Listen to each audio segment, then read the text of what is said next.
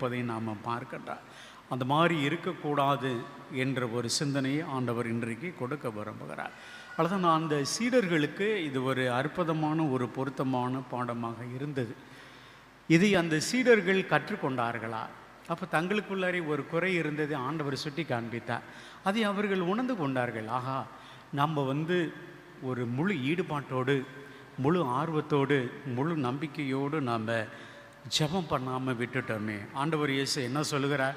உங்களுக்கு கடல் அளவு நம்பிக்கை இருக்குன்னு அவசியம் இல்லை. கடுகளவு, கடுகு என்ன ஒரு அடி இருக்குமா? கடுகு எவ்வளோ பெருசு இருக்கான்?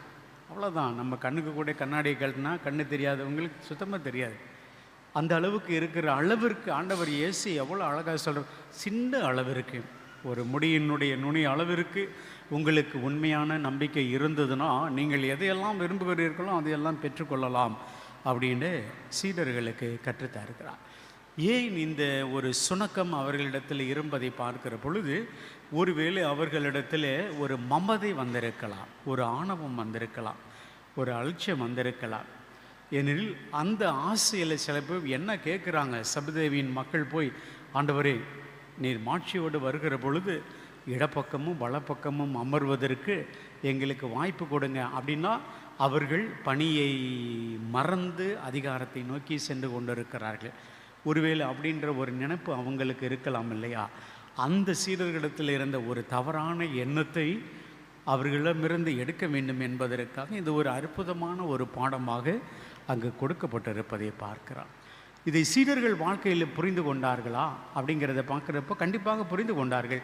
இதற்கு பிறகு, இந்த அனுபவத்திற்கு பிறகு சீடர்களிடத்தில் நம்பிக்கை அதிகமானது.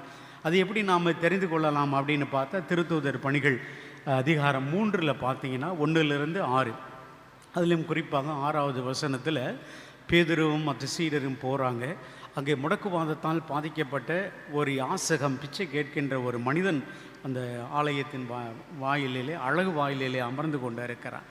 இப்போ பேதுருவும் அவரும் போய் எங்களை பார் அப்படின்னோன்னு, ஏதோ கையில் அவர் நிறைய காசு வச்சிருக்கிறாரு, நிறைய கொடுப்பாரு அப்படின்னு அவன் நினைத்தான். ஆனால் அவர் என்ன சொல்லுகிறார்? ஐயா, உன்னிடம் கொடுப்பதற்கு பொன்னோ வெள்ளியோ எங்களிடத்திலே ஒன்றுமில்லை. இயேசு கிறிஸ்துவின் பெயரால் நான் உனக்கு சொல்லுகிறேன், நீ எழுந்து நட. இவ்வளோதான் சொன்னார். அந்த மனிதன் என்ன செஞ்சான்? எழுந்து நடந்தான் அப்படிங்கிறத பார்க்குறோம்.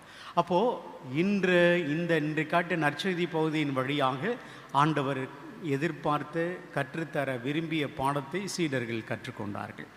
அதனுடைய விளைவு பார்த்தீங்கன்னா, ஆண்டவருடைய விருப்புக்கு பிறகு வல்லமையோடு புதுமைகள் செய்கின்ற அளவிற்கு ஆண்டவர் அவர்களை உயர்த்தி இருப்பதை பார்க்கணும்.